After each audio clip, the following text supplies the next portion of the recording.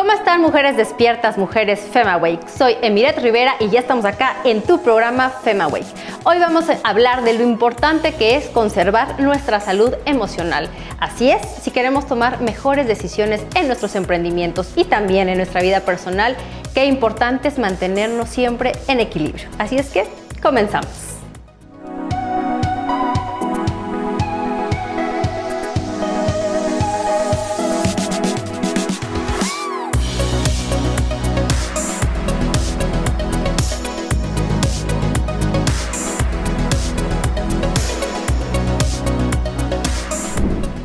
Sí, mujeres despiertas, ya nos encontramos acá en Emprendamos Juntas y bueno, ya se está terminando este año y seguramente las mujeres se deben de sentir bastante agotadas. Hemos de decir que sí, se recarga muchísimo más pues todas estas dobles, triples jornadas en las mujeres y bueno, pues lo vivimos también no solo en los espacios privados, sino por supuesto también en nuestros espacios laborales.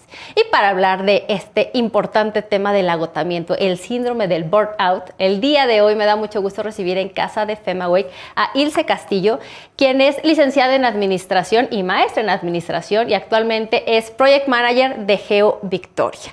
Ella tiene amplia experiencia en el tema de evaluación empresarial y organizacional. ¿Cómo estás? Bienvenida. Muy bien, muchas gracias por la invitación y aquí un gusto poder compartir un poco sobre este importante tema que tú comentas. Muy importante, cada vez más, y veía que también tienes estudios de este Management 3.0 que pone al centro el bienestar de las personas. Si no miramos realmente, ¿no?, la trascendencia del bienestar de las personas en cuanto a todo, ¿no?, la vida personal, el descanso, es muy difícil que los resultados lleguen. Pero hemos de decir que en las mujeres se recrudece más este agotamiento permanente en lo físico y en lo emocional. ¿Qué podemos hacer al respecto? Sí, es correcto. Como bien comentas, es algo que recae mucho en las mujeres. En primera instancia, pues por la presión social, por las actividades que se comentan que pues son delegadas exactamente a la mujer y por este rol que deben de asumir ahora, no solo como amas de casa, sino también en la vida laboral, que también les impacta. Entonces, sí es importante que podamos establecer un equilibrio en nuestra vida entre el ámbito laboral y el ámbito personal, pero a veces como que esto puede ser un poco complicado por tantas actividades que tenemos que hacer en el día a día. ¿Cómo iniciamos? ¿Cómo vamos cambiando precisamente estos hábitos que nos puedan ayudar a tener una vida más equilibrada, ¿no? Y por supuesto, bueno, esto nos dé mejores resultados en nuestros diferentes espacios. Claro, uno de los primeros consejos que les puedo dar es de organizar las actividades, organizar nuestro tiempo, porque sí, efectivamente, el tema del burnout es una sobrecarga de trabajo que tenemos. Generalmente se asocia a esta parte laboral donde pues es exceso de cargas de trabajo, muchas actividades que realizar, pero también podemos vivirlo en la vida diaria, en nuestro día a día.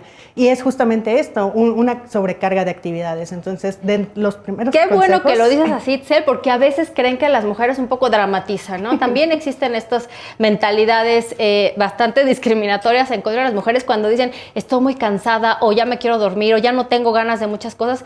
Esto tal cual está reflejando un exceso de las actividades que está haciendo, ¿no? Del trabajo. Es correcto. Al final del día, el burnout es un síndrome al cual estamos expuestos todos, generalmente pues ya de jóvenes, 18 o 20 años en adelante, pero es algo que se da más en las mujeres justamente por esto que les comento, que es una sobrecarga de actividades. Hoy en día las mujeres tenemos que asumir un doble rol que es ser amas de casa y aparte pues ser pues la cabeza de familia, exactamente. Entonces esto es una sobrecarga y tenemos que entender el síndrome del burnout como eso, es un estado emocional en el cual nosotros ya tenemos una sobrecarga, tenemos una desmotivación por lo que hacemos, ya nos sentimos que lo que estamos realizando tiene un propósito, aplicamos ustedes a lo mejor han escuchado el meme, ¿no? Incluso lo han visto, duermo pero no descanso, y es una realidad, o sea, empezamos nosotros ya a tener tanto desgaste físico que aunque podamos nosotros dormir 8 o 9 horas, ya no es suficiente porque ya es algo que está afectando tanto emocional, fisiológicamente y físicamente. Sí, ya no reparas. Entonces, ¿cómo empezamos en el tema emocional? Que creo que es muy importante porque esto puede desencadenar, obviamente, estados de depresión y, por supuesto, pues el cuerpo empieza a enfermar.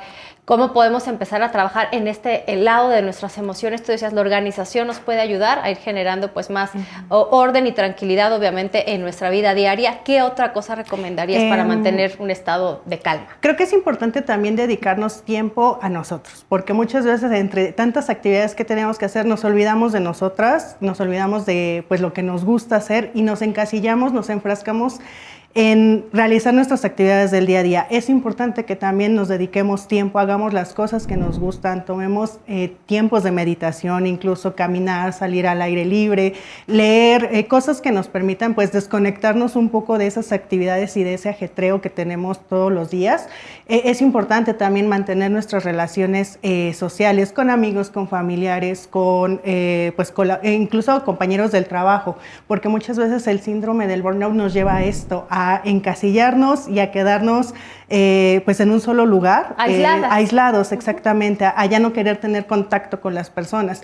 Es importante que no desconectarnos de nuestras relaciones, al contrario, pues entre mejor comunicados estemos, más nos va a ayudar a prevenirlo, porque ya no se trata tampoco de combatirlo, sino de más bien tener medidas que ayuden a prevenir este tipo de síndromes. Claro, y también es cierto que también para las mujeres a veces es más complicado encontrar estas válvulas de escape, ¿no? También creo que culturalmente estamos también más dispuestas siempre como a los otros, ¿no?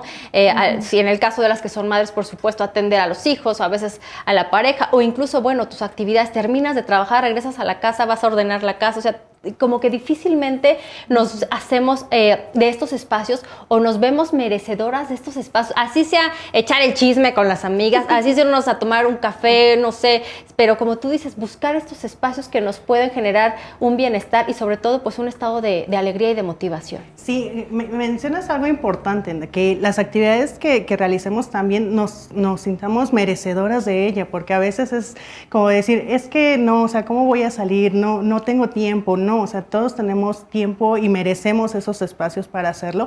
Y justamente, o sea, uno de los síntomas que tiene el burnout es eso, que empezamos a sentir que no merecemos lo que estamos haciendo, que lo que estamos haciendo no es suficiente, nuestras expectativas empiezan a ser diferentes a lo que realmente estamos viviendo y empezamos a tener ese desequilibrio, porque empezamos a tener esa desmotivación personal de que lo que estoy haciendo no tiene ningún sentido, o sea, solo estoy haciéndolo por hacer.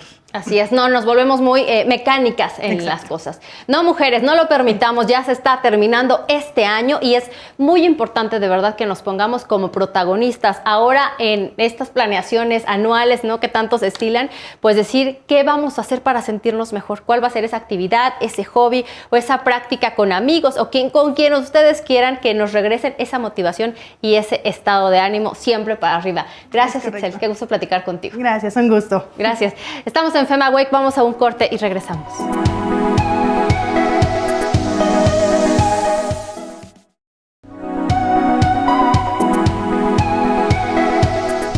Seguimos en FemAwake y no se les olvide seguirnos en nuestras redes sociales @FemAwake en X, Facebook, Instagram y también en mis redes sociales @EmiretRiveraP. Oigan, mujeres despiertas, bueno, pues platicando todas estas prácticas cotidianas que se recrudecen, por supuesto, con las mujeres y que nos van agotando y que, por supuesto, también nos van minando emocionalmente. Qué importante es platicar con los especialistas para que nosotros sepamos, pues, cómo nos hacemos de herramientas que nos fortalezcan emocional y psicológicamente. Hoy, en casa de FemAwake, me da mucho gusto recibir a la doctora Nancy Steinberg, quien es especialista en temas del manejo del estrés. Hoy vamos a platicar de este importante tema, cómo podemos erradicar estos techos de cristal. ¿Cómo estás, doctora? Bienvenida. Pues muchas gracias por la invitación, muy contenta de estar por aquí y poder saludar a la gente que nos está acompañando. Muchas gracias. Oye, pues con todos los recursos que tú manejas, obviamente en tu amplia formación en el apoyo, obviamente psicoemocional de las personas, ¿cómo podemos irnos haciendo de una mentalidad más robusta, más consistente que nos ayude a ir erradicando pues estas condiciones reales en los espacios laborales, en los espacios obviamente de toma de decisión, los techos de cristal? Pues yo me gustaría un poco empezar por explicarle a la gente que nos acompaña qué es el techo de cristal. Entonces, el techo de cristal es un concepto que se desarrolla para explicar el por qué las mujeres de alguna forma pareciera que van creciendo dentro de las empresas, pero llega un momento en donde hay un tope del cual no pueden pasar. Y este tope tiene diferentes razones o diferentes manifestaciones. Por un lado, es que culturalmente, y vamos a decir culturalmente a nivel mundial, hay una especie de creencia. Puede decir creencia o un prejuicio, creyendo que las mujeres no podemos funcionar laboralmente igual que los hombres, ¿no? Entonces, eso es, por un lado, la parte cultural. Por otro lado, sí es una parte social en donde esto se sigue manteniendo, en donde pareciera que los hombres están mejor capacitados para alcanzar niveles gerenciales que las mujeres. Y si ustedes creen que esto no ha cambiado, esto ha cambiado, la realidad es que no ha cambiado. Sí ha cambiado, pero no ha sido erradicado.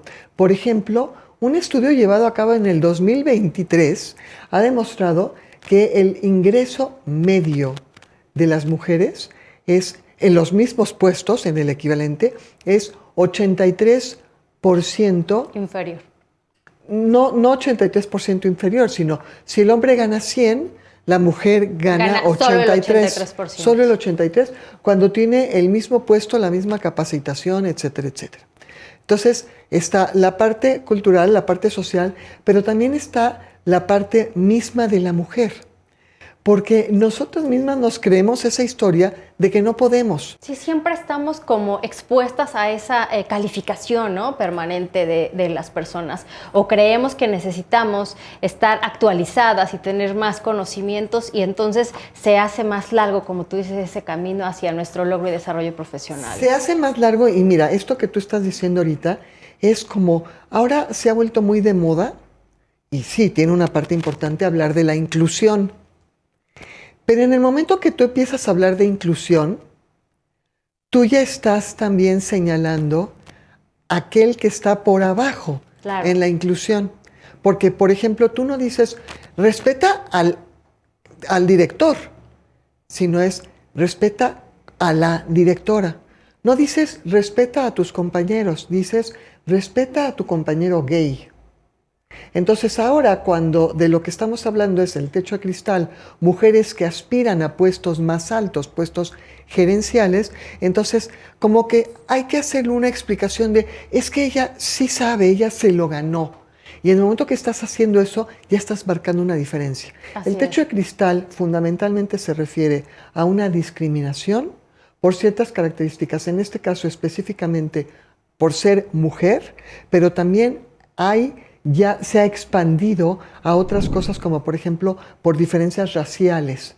Y entonces existen términos como por ejemplo la pared de concreto, que esta se aplica específicamente a por ejemplo mujeres afroamericanas en Estados Unidos, o el muro asiático, que tiene que ver con discriminación hacia las mujeres asiáticas. Claro. Entonces, ¿qué podemos hacer? Ya decía yo, sí se puede superar esto, pero no es fácil y es una labor común.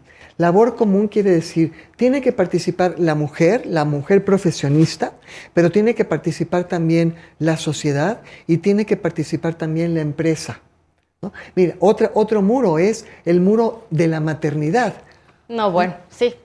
Porque inagotable el tema de la maternidad. Ese es otro de los grandes obstáculos que tiene que vencer la mujer, porque uno de los aspectos en donde más se nota o en donde más, ¿cómo decir?, afecta el proceso del crecimiento laboral. Este proceso del techo de cristal es cómo la mujer tiene que aprender a compaginar la parte laboral con la parte familiar, cosa que los hombres no se lo cuestionan. Claro, no se lo cuestionan. Oye, doctora, pues es muy amplio este tema, sabemos que el tele se nos va el tiempo rapidísimo. Déjanos una tarea, tú decías, ¿cómo vamos a empezar? ¿Cuál sería esa reflexión que nos dejas para empezar a trabajar en este 2024? Lo primero que tenemos que hacer es que las empresas tienen que empezar a reconocer que las mujeres tenemos la misma capacidad que los hombres, pero no nos han preparado para estos puestos. Entonces, hacer una inducción, hacer una capacitación, hacer tutorías,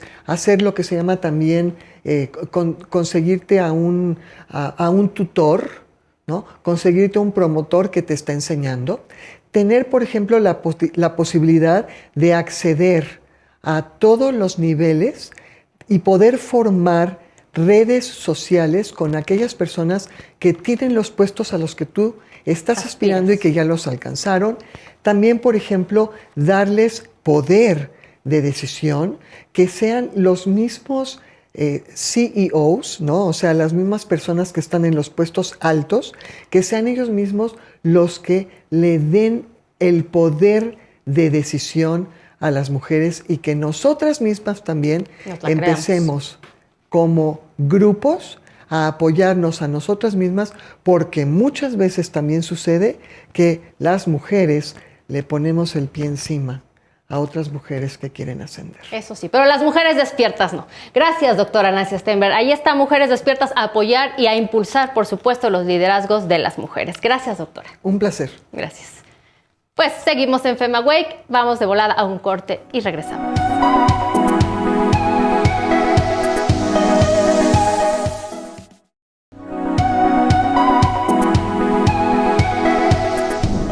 Seguimos en FemaWake y no se les olvide seguirnos en nuestras redes sociales @FemaWake en X, Facebook, Instagram y también en mis redes sociales @EmiretRiveraP.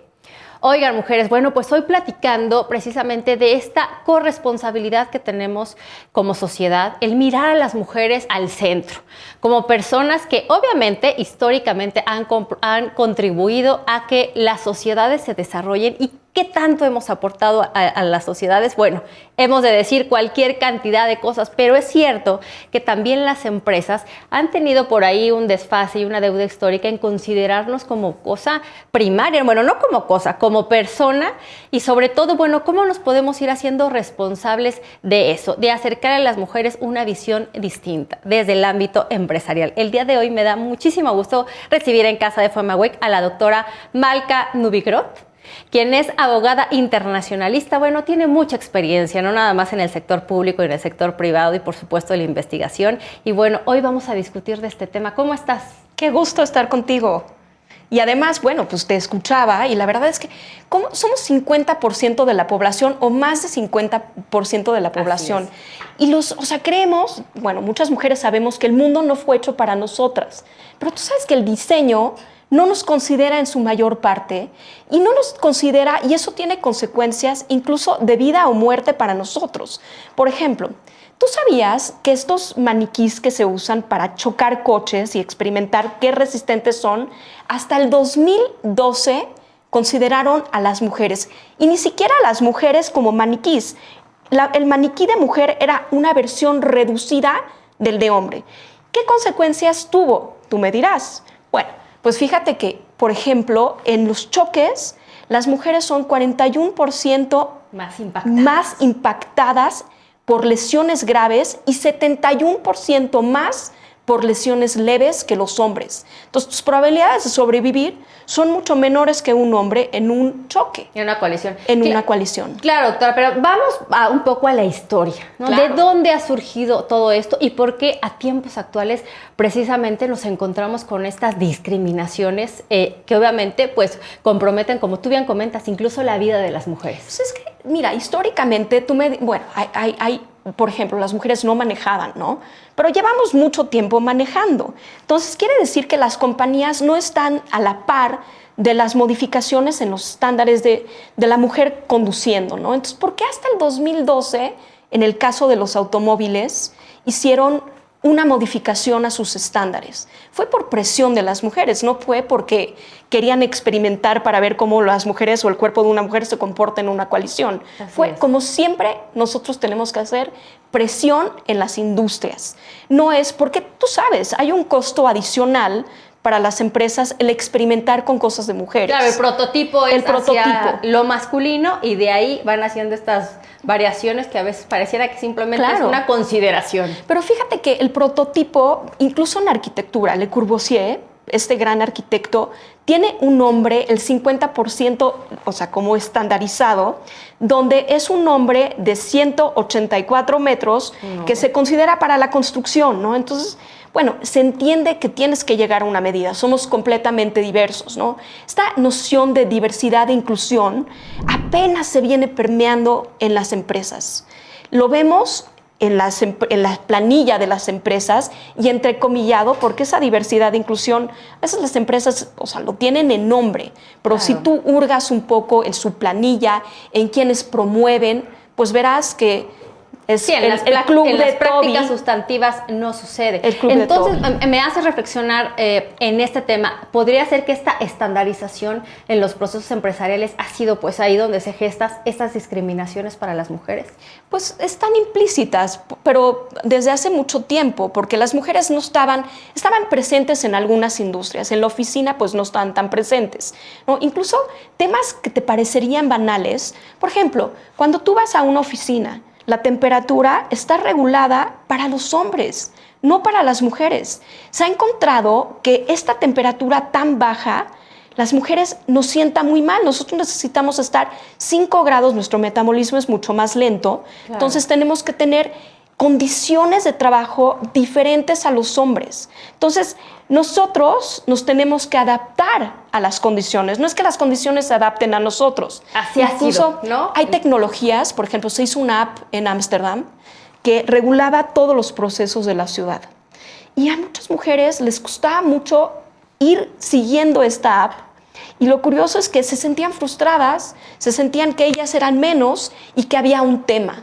Pero es que no es eso, es la tecnología que nos hacía sentir incómodas. El hombre se adapta a la tecnología y nosotros tenemos que adaptar nuestras vidas a esas tecnologías, ¿no? Completamente.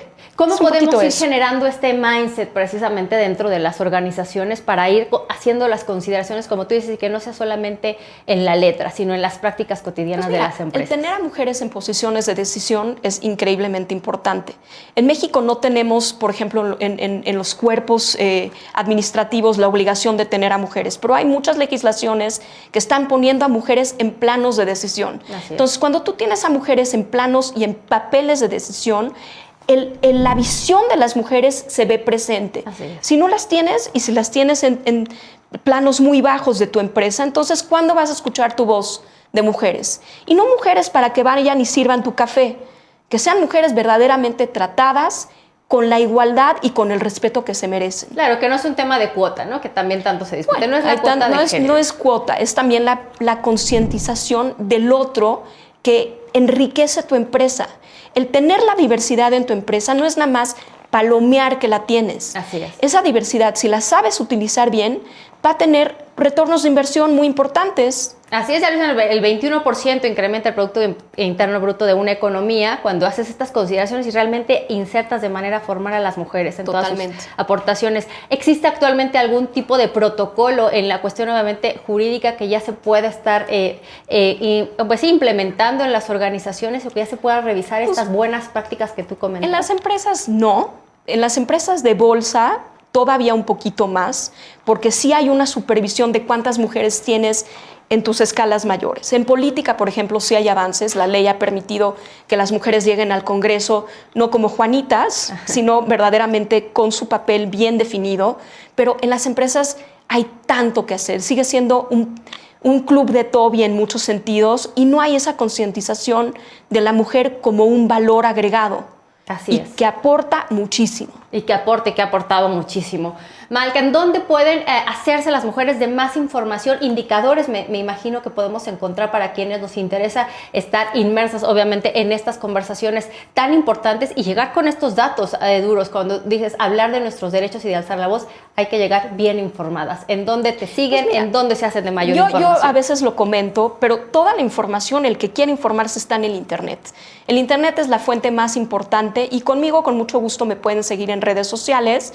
Malca Novigrot, estoy en Twitter, en todas las demás, y a veces comento estos temas. La verdad es que comento más temas de política internacional y de cuestiones jurídicas, pero estos temas me apasionan. Ahí está. Malca Novigrot, que no sea la última vez, que ya se queda acá como nuestra especialista, abogada internacionalista, mujeres despiertas. Siempre hay que hacernos de esta información, que de verdad alzar nuestra voz siempre nos servirá para tomar mejores decisiones.